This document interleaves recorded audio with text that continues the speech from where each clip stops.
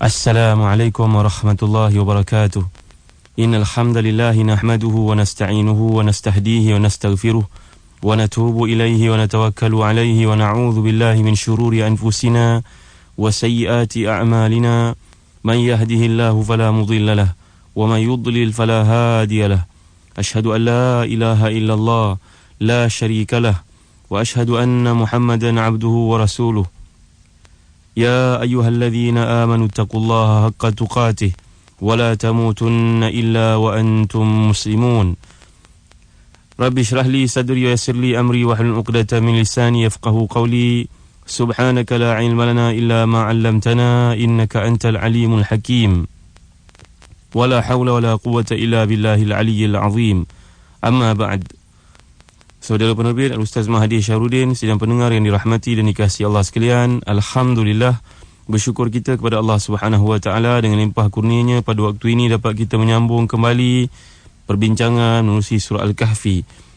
Firman Allah Subhanahu wa taala dalam ayat ke-6 dan ke-7, A'udzubillahi minasyaitonir rajim, fala'allaka bakhi'un nafsaka 'ala atharihim illam yu'minu bihadzal hadithi asafa. Inna ja'alna ma 'alal ardi zinatan laha linabluwahum ayyuhum ahsanu 'amala wa inna laja'iluna ma 'alaiha sa'idan juruza. Sadaqallahul azim. Maksudnya, boleh jadi engkau hendak membinasakan dirimu kerana duka lantaran bekas-bekas buatan mereka jika mereka tidak mahu meyakini perkataan ini. Sesungguhnya telah kami jadikan apa yang ada di atas muka bumi ini sebagai perhiasan baginya, kerana kami hendak menguji mereka siapa di antara mereka yang paling baik amalannya. Dan sesungguhnya kami akan menjadikan apa yang ada padanya sebagai tanah yang rata. Sidang pendengar yang dirahmati dan dikasihi Allah sekalian, sedikit perbezaan dalam apa yang diterjemahkan oleh Allahyarham Profesor Dr. Hamka dalam tafsirnya Al-Azhar. Kalau kita lihat apa yang diulas oleh Al-Imam Ibnul Jauzi dalam tafsirnya Zadil Masir, qauluhu ta'ala, Inna ja'alna ma 'alal ardi zinatan laha fihi arba'atu aqwal. Kata Al-Imam Ibnul Jauzi berdasarkan pandangan al-lughawiyun, para ulama bahasa, perkataan dalam ayat Allah yang ketujuh ini merujuk kepada 4 makna, mengandungi 4 maksud. Ahaduha annahum rijal, rawahu Sa'id bin Jubair an Ibn Abbas, wa thani al-ulama, rawahu Mujahid an Ibn Abbas. فعلى هذين القولين تكون ما في موضع من لأنها في موضع إبهام قاله ابن الأنباري. والثالث أنه ما عليها من شيء قاله مجاهد. والرابع النبات والشجر قاله مقاتل. Ada 4 pandangan tentang firman Allah Subhanahu wa taala, Inna ja'alna ma 'alal ardi zinatan laha, yang bermaksud kami jadikan apa yang ada di atas muka bumi sebagai perhiasan baginya. Pandangan pertama daripada Sa'id bin Jubair dari Ibn Abbas. Kita telah mempelajari bahawa Sa'id bin Jubair ini merupakan seorang tabi'in, belajar daripada Abdullah bin Abbas, gurunya, bahawa yang dimaksudkan dengan Inna ja'alna ma 'alal ardi zina, zina maknanya perhiasan itu yang pertama rijal. Rijal dimaksudkan di sini manusia. Yang kedua, pandangan dari Mujahid dari Ibn Abbas juga, yang dimaksudkan dengan zina iaitulah perhiasan merujuk kepada ulama, iaitu ahli ilmu.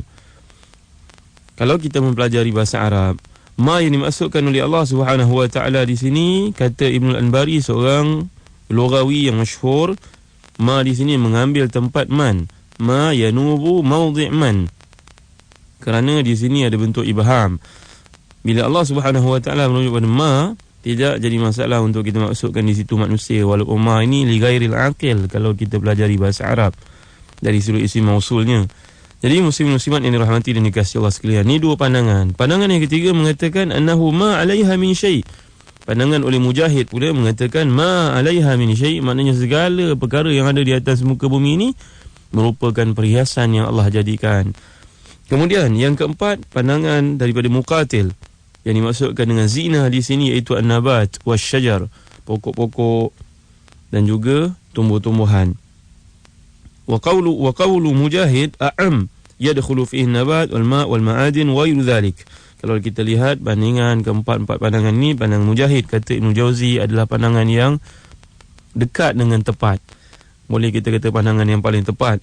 kerana dia mengandungi semua elemen yang duduk di atas muka bumi, baik makhluknya ataupun yang hidup, yang bernyawa ataupun tidak, manusia, makhluk, binatang yang melata dan pokok-pokok, tanaman, batu, semuanya merupakan ciptaan Allah Subhanahu Wa Taala. Jadi kalau kita lihat pandangan yang dikemukakan oleh Allahyarham Profesor Hamka, seorang yang telah pun menjelajahi ke seluruh pelosok dunia dengan kesempatan yang ada padanya, maka beliau menjelaskan pandangan Mujahid ini cukup menarik untuk kita lihat. Dan memang sebenarnya Allah jadikan bumi ini satu tempat, satu planet yang diduduki, didiami oleh makhluk yang nama manusia begitu indah. Kalau kita berada di Asia, begini keadaannya, pokok-pokoknya, gunung ganangnya. Kalau kita berada di Eropah, lain pula keadaan. Kalau kita berada di Amerika, di benua Amerika, kita akan melihat lain. Kalau kita berada di Antartika, di Arktik sebagainya, kita akan melihat bentuk muka bumi Allah yang cukup menakjubkan. Dan semua ini merupakan perhiasan, kiswah, zina, seolah-olah pakaian yang dipakaikan kepada seseorang. Ayo bersama-sama kita lihat pandangan yang dikemukakan oleh Allahyarham Profesor Hamka. Ada sedikit kelainan yang menarik untuk kita lihat bersama-sama. Kata beliau, inilah bakal seorang Nabi menghadapi dunia, dan dunia tidak mengikatnya. Dapatlah dalam ayat ke-7 ini kita renungkan dengan saksama memandang bumi dari segala keindahannya. Ada dua hal yang amat berkaitan, iaitulah bumi yang ada padanya kita dan bumi yang ada padanya tanaman. Ayat ini telah menjelaskan segala yang ada di bumi adalah perhiasan bagi bumi. Perhiasan ialah barang yang indah. Orang tidak bisa berhias dengan barang yang buruk. Tetapi tidaklah sama pandangan manusia atas perhiasan bumi yang indah itu. Lihat, Allahyarham Profesor Hamka ini seorang ahli falsafah yang hebat. Ada yang nampak dengan jelas, dan ada yang nampak samar-samar, dan ada yang tidak nampaknya sama sekali. Kita misalkan saja rumput yang tumbuh di perkarangan rumah. Sebagai rumput dia telah tumbuh, maka yang mempunyai rumah itu, yang nampak satu keindahan pada tanaman, rumput ini dinamakan tanaman. Lalu direnggasnya, dipotongnya elok-elok, dipangkasnya, diaturnya, ditambahnya dengan kembang, dengan bunga-bungaan, supaya rumput itu menjadi perhiasan yang indah. Tetapi di lain rumah, rumput yang sama itu juga tumbuh di dalamnya. Tambah lama, tambah panjang, sehingga mengganggu pandangan. Sebab yang punya rumah tidak ada rasa keindahan, tidak mengenal bahawa rumput itu juga merupakan perhiasan. Di sinilah rahsia sabda Nabi SAW. Dia berkata sabda Tuhan, barangkali tidak tepat di sini dalam konteks masyarakat Melayu kita. Di sinilah rahsia firman Allah Subhanahu Wa Taala, kerana akan kami uji di antara mereka siapa yang paling baik amalannya. Lantaran itu guna mengenal keindahan yang tersembunyi setiap liku dan sudut di muka bumi ini, keindahan yang ada pada setiap perjalanan kehidupan, hendaklah jiwa dilatih dengan perasaan dan diperhalusi sehingga kenallah dia dengan keindahan itu. Tegasnya hendaklah jiwa itu diperindah pula supaya menampakkan jiwa itu akan keindahan di luar dirinya. Tegasnya lagi kenal dia bahawa keindahan di luarnya adalah sebahagian dari dirinya. Akhirnya bertemulah dia dengan sebuah hadis yang terkenal. Innallaha jamilun yuhibbul jamal. Hadis ini hadis sahih, riwayat Bukhari dan Muslim, yang pernah kita bincangkan, melibatkan sifat takabur yang ada pada manusia sebelum ini. Iman kepada Allah adalah penimbul keindahan dalam jiwa, menyebabkan kelihatan keindahan di luar diri. Sebab iman itu memancarkan nur dari dalam jiwa. Apakah lagi bila iman itu berpadu dengan ilmu, nescaya bertambah jelaslah keindahan dan bertambah nampak segala sesuatu yang ada di muka bumi. Adalah perhiasan bagi bumi. Kalau kita sudah ketahui dan kita amalkan, kita akan gembira dan merasa bahagia menjalani hidup ini. Kerana kita melihat pula segala sesuatu itu hidup. Dan jika kita tidak melihat keindahan itu, malahan sebaliknya kita melihat semua bermuram dan suram, periksalah keadaan jiwa kita. Dan melihat satu dengan kabur, itulah tanda hati kita juga kabur. Akhirnya dengan melatih jiwa mengenal keindahan, sampailah keindahan yang mutlak, iaitu Allah Subhanahu Wa Taala. Ini kata-kata yang penuh dengan falsafah oleh seorang ulama yang terkemuka yang telah pun berkhidmat untuk agama Allah dengan memberikan pandangan-pandangan yang kreatif untuk kita perhatikan bersama-sama kitabullah. Jadi muslim-muslimat yang dirahmati dan dikasihi Allah sekalian, Allahyarham Profesor Dr. Hamka melihat dari sudut yang tersirat di sebalik yang tersurat itu. Sebagai seorang Islam, kita melihat segala keindahan yang Allah ciptakan ini, indahnya Allah Subhanahu Wa Taala. Bila indahnya Allah Subhanahu Wa Taala, kita sebagai orang Islam pun kena perindahkan akhlak kita, hati kita dengan sifat-sifat mahmudah yang telah pun kita pelajari beberapa di antaranya sebelum ini dalam siri-siri kuliah yang telah kita jalani bersama-sama. Yang terbaru kita telah pelajari tentang sifat qanaah. Qanaah ini secara ringkasnya disebut oleh Ibn Qudamah Al-Maqdisi betapa pentingnya kita untuk melatih diri kita dengan sifat qanaah, perlu kepada 3 perkara. 3 ma'jun ini, 3 ubat ini, rawatan dapat kita hiasi diri kita dengan sifat qanaah. Iaitu yang pertama dengan ilmu, yang kedua dengan mengamalkan prinsip-prinsip ilmu, dan yang ketiga sabar dalam kehidupan. Dan pandangan yang telah kita pelajari bersama-sama sebelum ini, bagaimana yang dimaksudkan dengan proses melatih diri kita, menanam diri kita dengan sifat qanaah, menerusi perbincangan sebelum ini.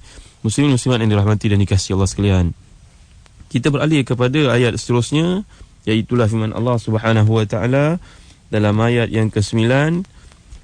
A'udzu billahi minasyaitonir rajim. Am hasibta anna ashabal kahfi waraqim kanu min ayatina ajaba.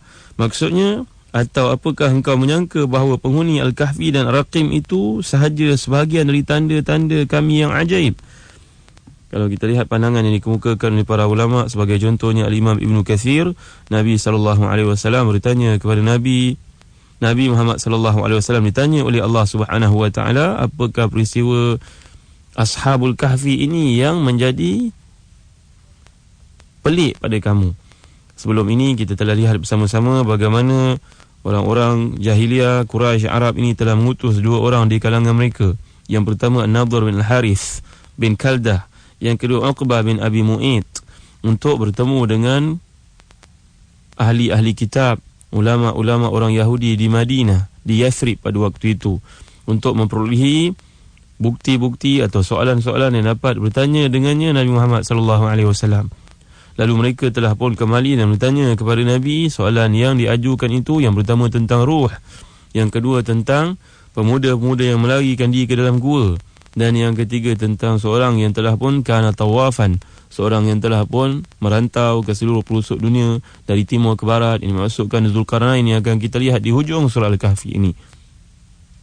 Walau bagaimanapun Nabi Muhammad SAW telah pun kelewatan menerima wahyu daripada Allah Subhanahu wa taala dalam satu pandangan oleh Imam Al-Qurtubi sampai ke 15 hari. Oleh Imam At-Tabari juga menyeraikan perkara yang sama, pandangan yang kuat 15 hari, lebih daripada 2 minggu barulah wahyu turun.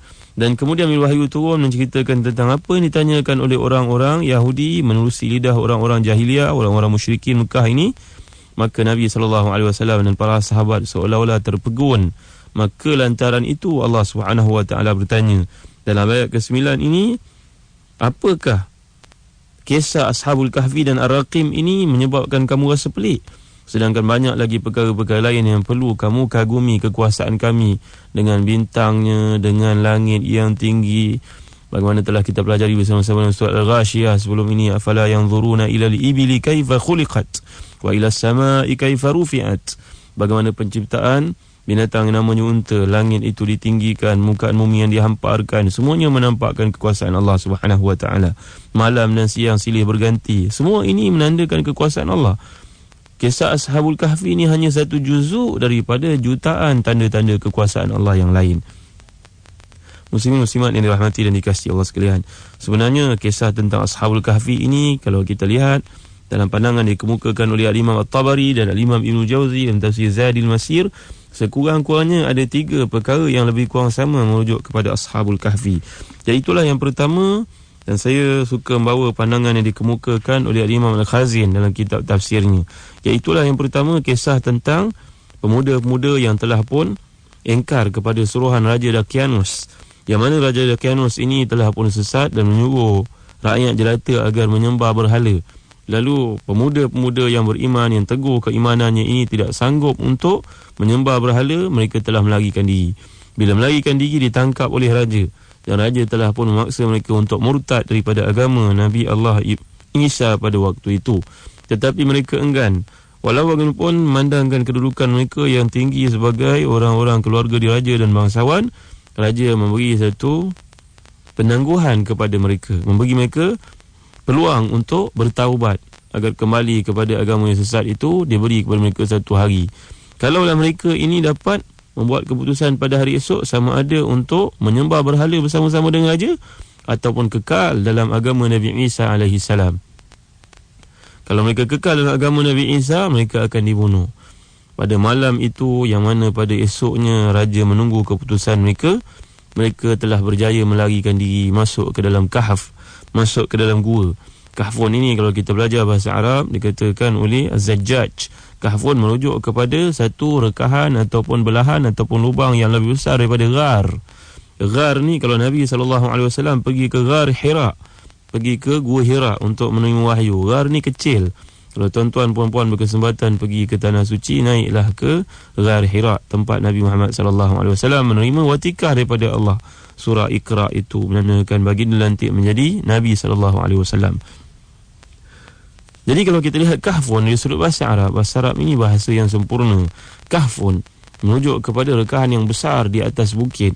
Jadi mereka telah berjaya melarikan diri ke tempat tersebut, dan dalam perjalanan menaiki gunung ini kelihatanlah dalam perjalanan seorang pemuda yang sedang menjaga kambing, dipanggil ra'i ghanam. Bersama-sama dengannya ada seekor anjing yang digunakan untuk membantunya. Bila melihat golongan pemuda ini melarikan diri, dia bertanya, "Ke mana kamu nak pergi?" Pemuda-pemuda menjawab, "Kami nak melarikan diri menyelamatkan akidah kami daripada disesatkan untuk menyembah berhala." Akhirnya pemuda penjaga kambing ini, pengembala ni pun meminta untuk turut serta dalam rombongan itu, melarikan diri, kerana dia mengatakan, "Aku juga orang beriman seperti kamu. Aku takut kalau aku dibunuh oleh raja." Maka mereka pun masuklah ke dalam gua tersebut. Masuk ke dalam gua bersama-sama, dan peristiwa tersebut telah disaksikan oleh seorang mata-mata, jasus, seorang mata-mata, seorang yang merhatikan perkara tersebut berlaku, dan dilaporkan kepada raja. Keesokan harinya raja telah pun menghantar asakir, junud, menghantar tentera-tentera untuk mengeluarkan mereka daripada gua, membawa mereka kepada raja agar dimurtadkan. Tiba-tiba bila rombongan tentera ini dan raja berada bersama-sama dalam rombongan tersebut, pergi naik ke kawasan itu, semuanya diserang rasa gentar dan takut yang amat sangat bila melihat keadaan gua itu. Sebelum ini kita telah pelajari bersama-sama, sidang pendengar sekalian, antara doa-doa yang wajar kita ungkapkan, pohonkan kepada Allah Subhanahu Wa Taala bila kita berada dalam keadaan kritikal, antara yang paling mudah iaitulah hasbunallahu wa ni'mal wakil.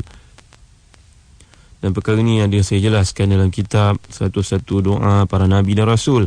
Khasiat dan kaifiat beramal dengannya bolehlah dirujuk di sana.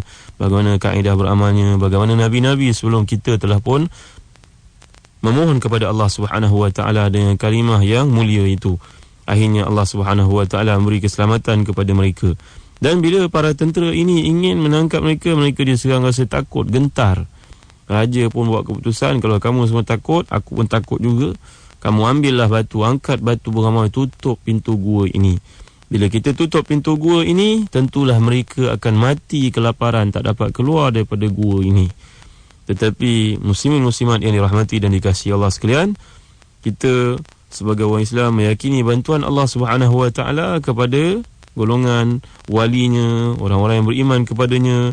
Allah Subhanahu Wa Taala menyatakan dalam surah Yunus ayat ke-62 dan 64, a'udzubillahi minasyaitonirrajim, ala inna awliya Allahi la khawfun 'alaihim wa la hum yahzanun alladhina amanu wa kanu yattaqun lahumul bushra fil hayatid dunya wa fil akhirah la tabdila li kalimatillah dzalika huwal fawzul 'azim.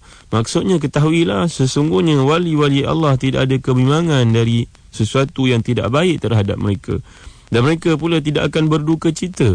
Wali-wali Allah itu ialah orang-orang yang beriman, serta mereka ini sentiasa bertakwa kepada Allah Subhanahu Wa Taala. Untuk mereka sahajalah kebahagiaan yang menggembirakan di dunia dan juga di akhirat. Perhatikan kalimah Allah ini, lahumul bushra fil hayatid dunya wa fil akhirah. Tidak ada sebarang perubahan pada janji-janji Allah. Demikian itulah kejayaan yang sebenar-benarnya, kejayaan yang paling besar. Jadi muslim-muslimat yang dirahmati dan dikasihi Allah sekalian, wa makaru wa makarallah wallahu khairul makirin.